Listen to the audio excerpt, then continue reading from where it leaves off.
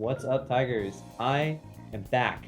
It's your host, Thomas. I'm here again, but I'm not joined by Miss Fernie this time. I'm with the one, the only, Mr. Throop. Good to see you guys. Nice. Are you prepared to eat spicy food? I've even had the Reaper of this. So did Miss Fernie. Everyone's cheating. I haven't know, had it. It was No, in I the guess I past. have now. Yeah, now you have. Oh, I heard it's rough. dude, it was bad. You got it. I'm this more time. prepared this time. You got it. I'm not. You got it. He's got it. All right. First up, we have Mild, and my question for you is, why did you decide to teach, or like, what do you teach, and why did you decide to teach it? I teach history, government, economics. I teach all the humanities, and then I also teach this class, leadership in media, where we make Tiger TV episodes. Like this. Yeah, like this, and photography. Why do I teach it? Well, I was a history major in college. Actually, funny story, I originally wanted to be a pilot, but I didn't have enough money to go through all the flight training. So I switched to my backup plan, which was being a history major. And then when you're a history major, you really only have like 3 options. You could be like a historian, a lawyer, or a teacher. And you didn't want to work in a museum? I'm not really, and I heard it was really low pay. Oh. And so a lawyer would have been better paid, but a friend of mine was a lawyer, and he said that if you hate your life and never want to like spend time with your family, you can be a lawyer. So I decided not to be a lawyer and went into teaching. All right. Now we're on to, what is this, medium? Medium. Okay. And then my question for you is, we knew you grew up in Papua New Guinea.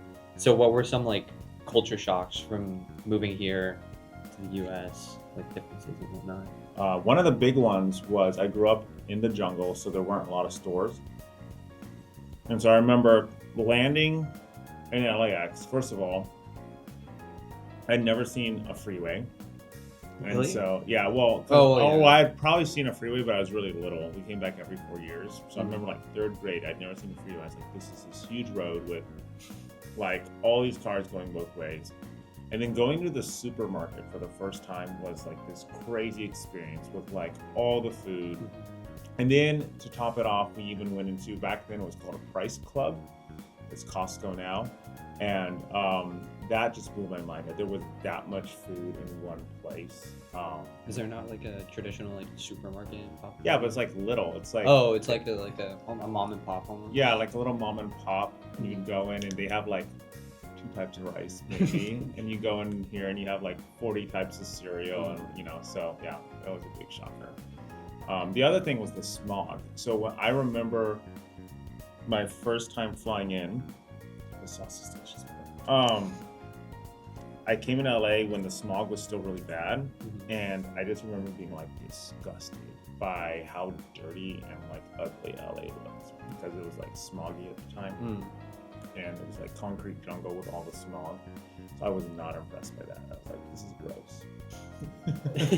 gross. All right, so also building off the fact that you lived in Papua New Guinea, was obviously it's not very technologically advanced. Was the reason you got so into tech like because it was something like new and interesting, you want to learn more about it, or was it something else? Yeah, that's interesting because I remember when I was growing up, all my friends had some of my friends had like Nintendos and some had Game Boys, and I got myself a Sega Game Gear, if you guys know what that is. That's like the old Game Gear, and it was actually really cool back in the day because it was like the first color.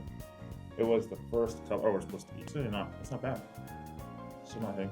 Okay, starting ahead. So it was a Game Gear. Ooh. And the Game Gear was color. And so I remember going out to the village where we had no power, and I brought AA batteries. And I remember that those AA batteries lasted like 1.5 hours. So I was out there for like, I don't know, like 6 months, and I had maybe 3 sets of batteries for it, and they weren't rechargeable. So I maybe had a total of 4.5 hours of like time on that Game Gear over 6 months. And so I would like turn it on for like 10 minutes and play real quick, and then like turn it off because I knew I only had a limited amount of You were trying power. to lengthen it as much as you could. Yeah, and it was bad. But I do love tech, and it probably, I don't know, like maybe a little bit. Yes, my son is super into tech, and he grew up here.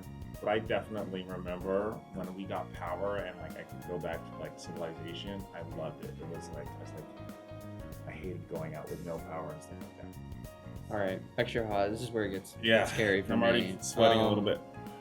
My next question: what has having kids taught you about like yourself? Like, So having kids is an amazing experience, but the number one thing that it taught me was how to actually be selfless. Because when you are, when you are a single person, I always say that when you get married or when you like live with somebody the first time, like you have to make those compromises back and forth, and that teaches you how to be selfless, like in the first time. Oh gosh, I went the wrong time. I should not have breathed in hard. The second phase of that, though, is when you have kids. It's like a whole new level. So I had twins. My first kids were twins, and I just remember having them, and then we hadn't figured out how to feed both twins because we were trying to do natural feeding, breastfeeding at the time. So we couldn't figure out we hadn't figured it out yet how to do both. So my twins would wake up, one would start crying and would wake the other one up. So they were both hungry, but we could only feed one at a time. So my job was to basically, in a sleep deprived state, hold one baby while they were screaming, wanting milk, while the other one was feeding, and then hand the one off. And then I would get a somewhat contented baby, burp that baby back to sleep, and then we'd go back to bed.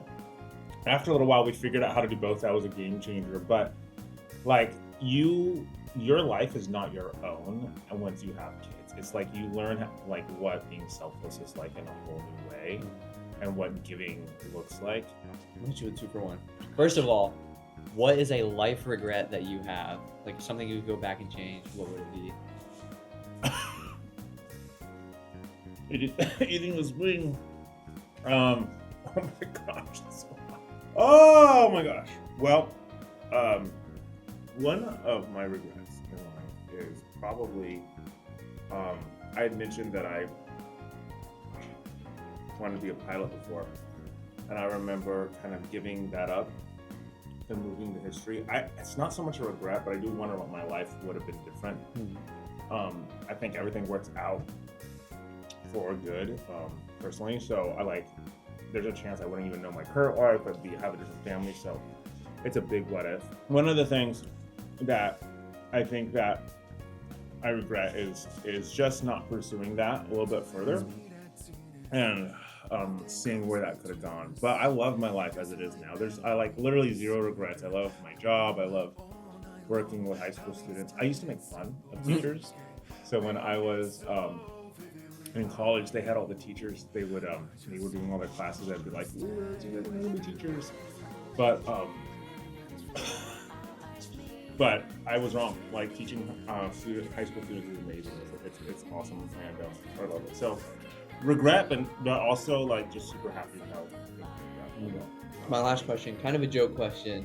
What is the better bite? The first bite or the last bite? Like when you're eating something.